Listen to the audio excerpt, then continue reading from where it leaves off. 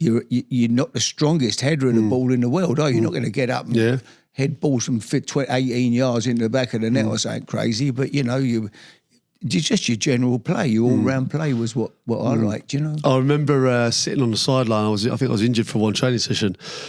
I remember standing with you, and I remember we were just enjoying what we had there. When we see Gareth Bale, Van der Vaart, Luka Modric, Tom Hiddleston, Robbie Keane. We're watching Ledley King.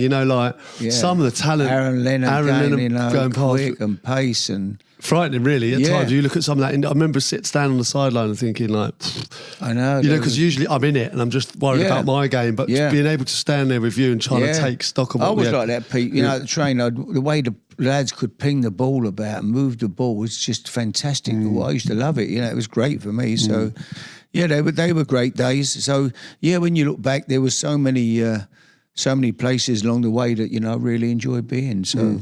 Yeah, who was the best, Harry, other than me, obviously? Who would be the best that you've worked with, like, in personality and as a player? Yeah, well, the boys at West Ham, they were young when I had them, Frank, Rio, they were young, Joe, they were all kids then, so I didn't really... But then I suppose, Gareth Bale was amazing, Luka Modric was amazing, wasn't he? They were two incredible players that we had. Lasana Diarra was an amazing player, wasn't he? Yeah, unbelievable talent. Unbelievable talent. So Paolo Di Canio was an unbelievable player. What a talent. I watched a thing the other day, Pete, where it was like Premier League icons. It showed you Paolo's goals.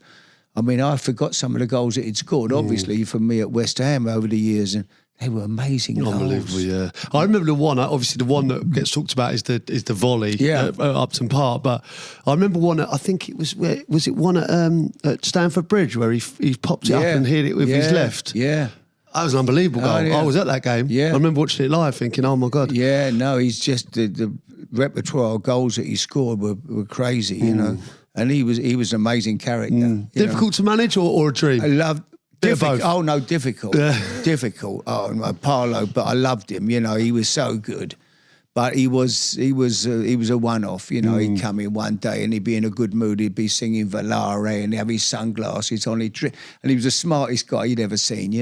But you never knew where you're going with him. But what a player! And I loved him as I loved him as a person as well. He was. Is he one of those players? Like I'd say, like Cantona. I think Alex Ferguson said, you almost have to treat him differently to everyone else. Absolutely. Give him a bit more love. Absolutely. If you're going to come in and start shouting at Paolo, then forget it. Ain't it's all going to kick off, it'll be murders. Yeah. But no, he was, but he was a great trainer, Pete. He was in such great condition. He looked after himself, He'd come in Sunday morning, do 2 or 3 hours with his fitness coach, just personal trainer.